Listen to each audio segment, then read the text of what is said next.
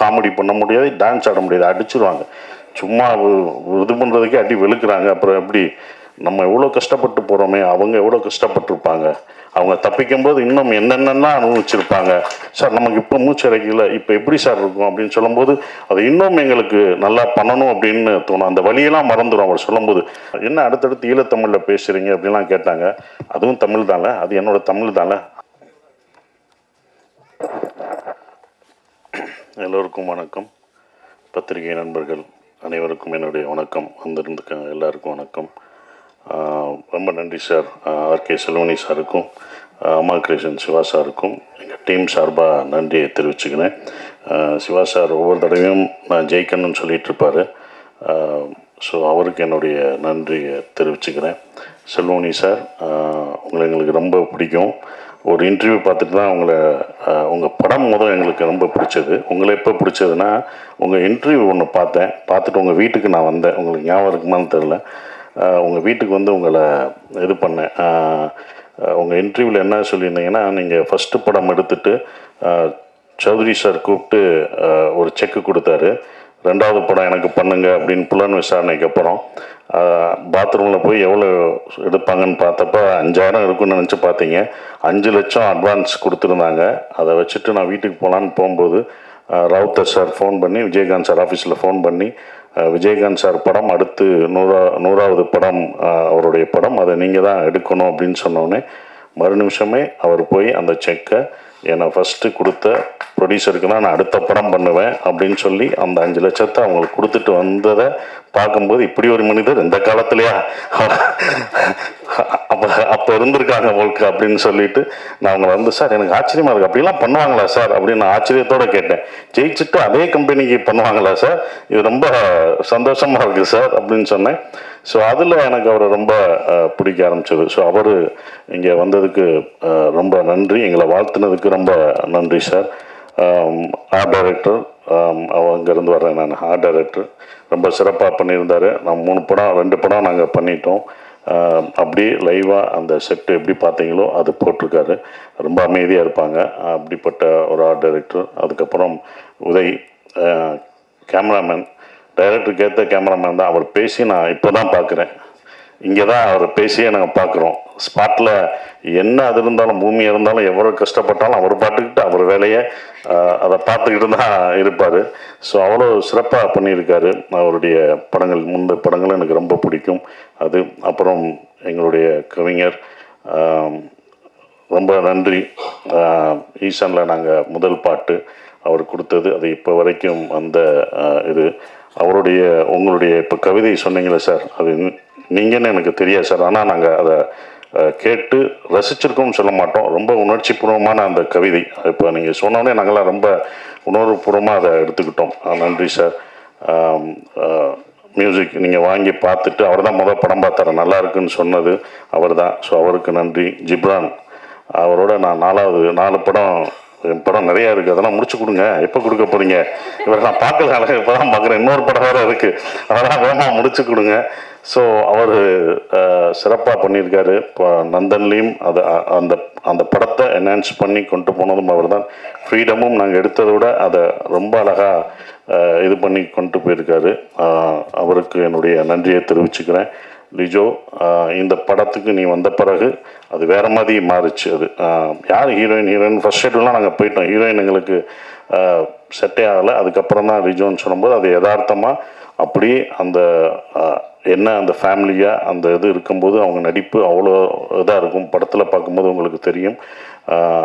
அவங்க சேரணும் அப்படின்றது எல்லா ஆடியன்ஸுக்கும், அவங்க 2 பேரும் சேர்ந்துடணும் அப்படின்றது வரணும். அதுக்கு முக்கியம் ஒரு சார் சொன்ன மாதிரி ஒரு பிடிச்ச முகம், எல்லாரோடையும் பாவப்பட்ட ஒரு முகமாக இருக்கணும். அது கரெக்டாக ரிஜோவுக்கு செட் ஆச்சு. அது சேர்ந்துடணுன்றது உங்களுக்கு தேணும். சேர்ந்தாங்களா சேரலையான்றதான சார் கதை, அது சொல்லக்கூடாது.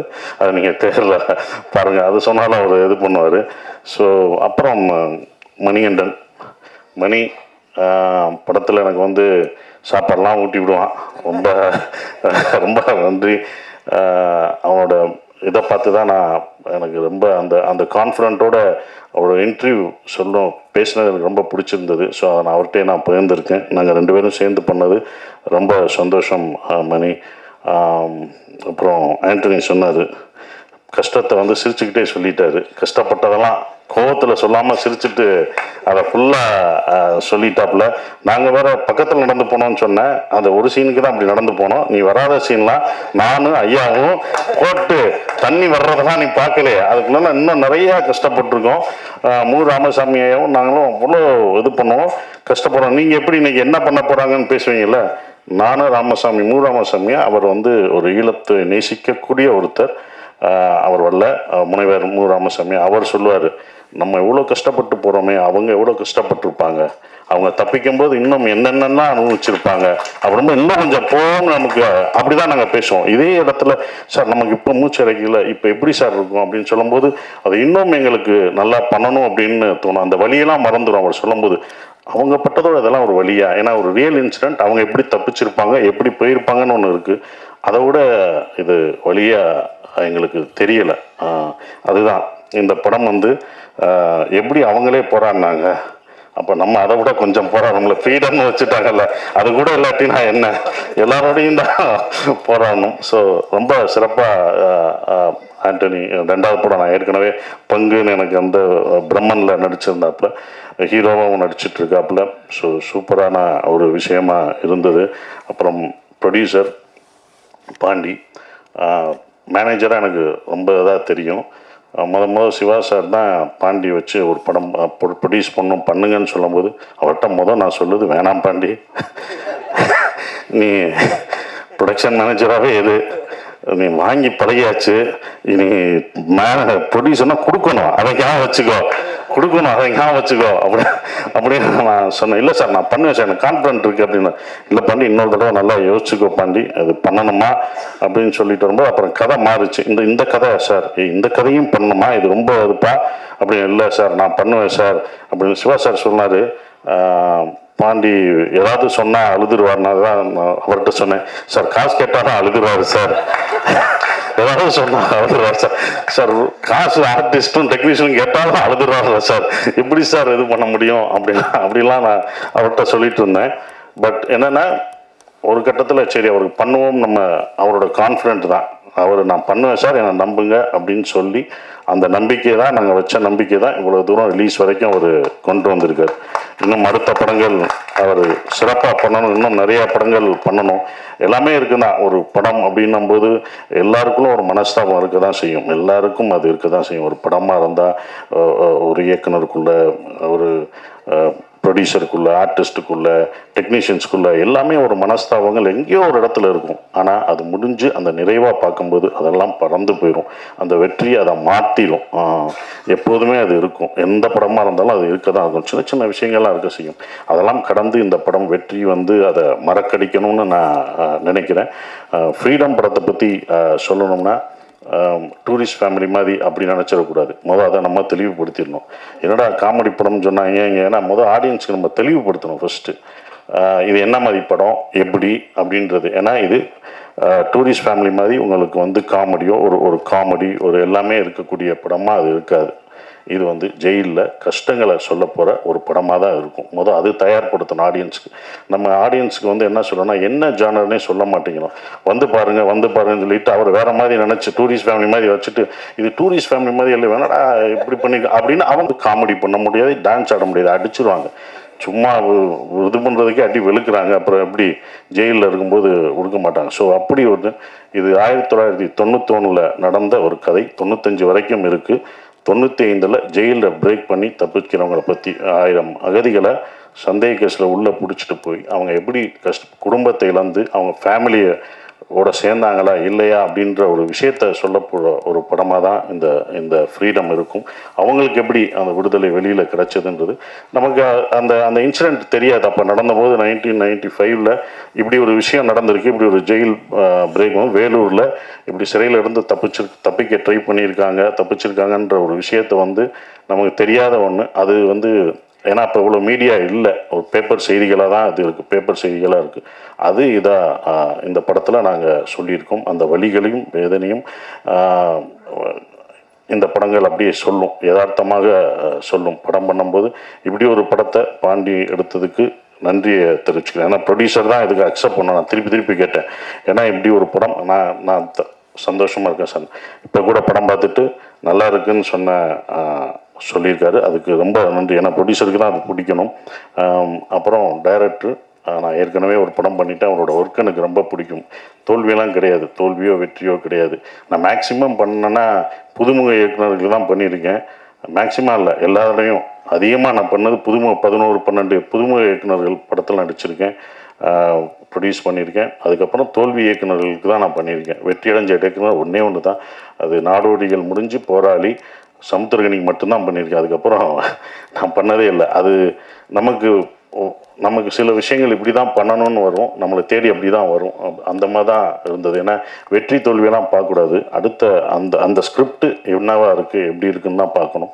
அப்படி தான் இந்த படத்தை நான் பார்த்தேன். சிவா சார் கொஞ்சம் சீரியஸாக தான் இருப்பார். ஏன்னா அவ்வளோ ஸ்ட்ரெஸ்ஸு அதெல்லாம் இருக்கும், சிரிக்க மாட்டார். படத்துலேயும் எங்களை சிரிக்கவே விடலை. இந்த இடத்துல லைட்டாக அவருக்கு தெரியாமல் நான் சிரித்தேன். அது சார் என்ன ஃபோட்டோவுக்கு சிரிக்கிறீங்க அப்படின்னா, சார் ஃபோட்டோவுக்கு நான் நாளைக்கு அவருக்கு ப்ரொடியூசருக்கு தேவைப்படுமே அப்படின்னு நினச்சி உங்களுக்காக நான் அதெல்லாம் விட்டு வச்சுருக்கேன். நீங்கள் போடுறீங்களா சிரித்து போஸ்டர்லாம், அது உங்களை நினச்சி ப்ரொடியூசரை நினச்சி நான் பண்ணது. அன்னைக்கு போஸ்ட்டு கேட்பீங்க, எங்கே சார் முதல் நாள் போஸ்ட்டு போடுறோம் சிரித்த மாதிரியே இல்லை, அதே மாதிரி வந்தார். அந்த ஒரு ஃபோட்டோவில் அங்கிட்டு சிரிச்சிருப்பேன், அதை எடுங்க, அங்கே நிறையா சிரித்து வச்சுருப்பேன் அப்படின்ட்டு தான் இருப்போம். ஃபோட்டோவுக்கு சிரிப்பேன், சார் நீங்கள் சிரிக்கக்கூடாது, சிரிக்காமல் எடுங்க எடுங்க. அப்படி திரும்பும்போது அப்படி சிரிச்சிருவேன். எடுத்துகிட்டு இதுதான் பப்ளிசிட்டிக்கு யூஸ் ஆகும், வச்சுக்கூடா, சிரித்த மாதிரி போடும்போது போட்டோம்டா அப்படின்றதான் இருப்பான். அதே மாதிரி தான் லிஜோ சிரித்த மாதிரி ஒன்று இருந்தது. அப்போ லிஜோட்ட கேட்டேன், நீங்கள் டைரக்டருக்கு தெரியாமல் தான் இந்த சிரிச்சா அப்படின்னு. ஆமாம் சார் அப்படின்னுச்சு. ஸோ அப்படி தான் அது நடந்தது.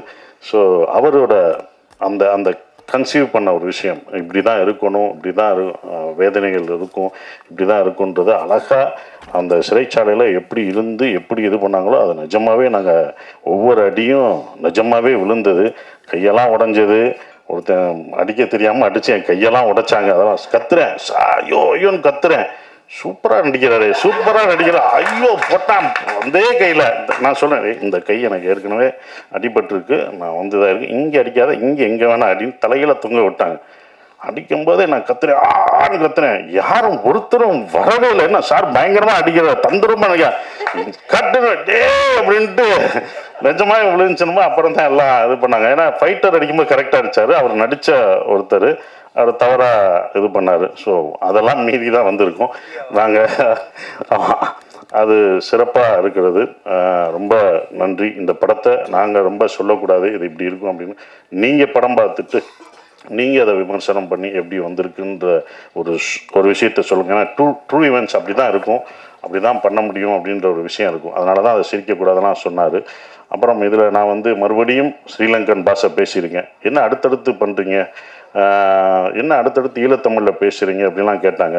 அதுவும் தமிழ் தானே, அது என்னோடய தமிழ் தானே, அதை நான் பேசுகிறதுல என்ன. 4 படம் 5 படம் வந்தாலும் அதே இதில் தான். நான் 10 படம் பண்ணாலும் அது பண்ணுவேன், அது தமிழ் படம் தானே, தமிழ் தான் நான் பேசுகிறேன் அப்படின்ற ஒரு விஷயம்.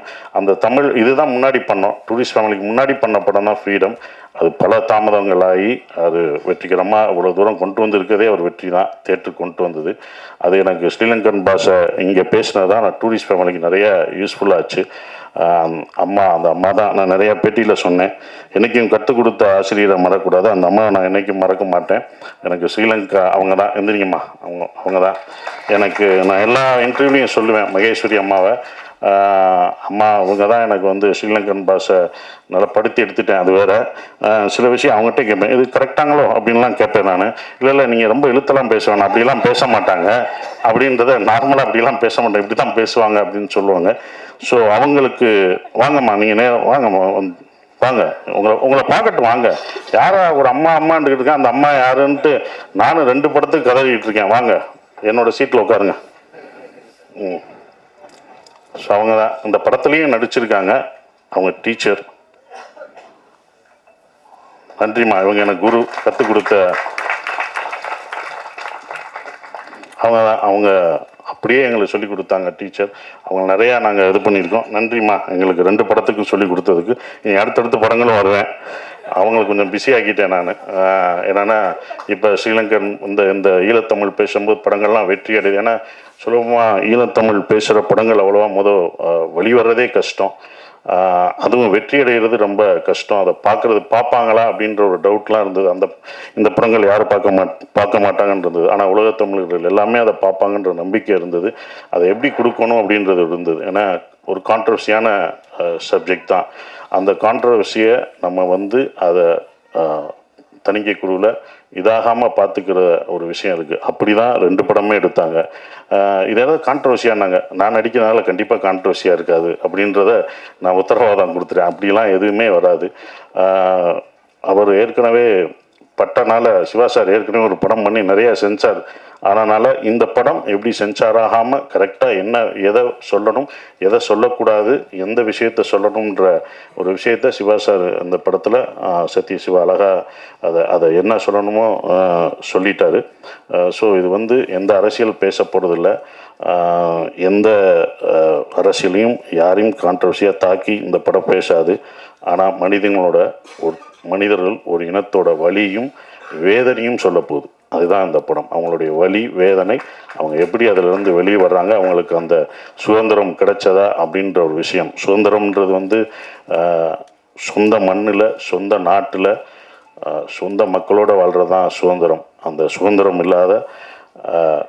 இல்லாமல் வெளியூர்களையும் வெளிநாடுகளையும் வாழ்கிற அவங்களுக்கு இந்த படத்தை நாங்கள் சமர்ப்பிக்கிறோம். இந்த ஃப்ரீடம் அவங்களுக்கு, அந்த சுதந்திரம் கிடைக்கட்டும், அந்த ஃப்ரீடம் கிடைக்கட்டும் கேட்டு நான் என் நன்றியை தெரிவிச்சுக்கிறேன். நன்றி, வணக்கம்.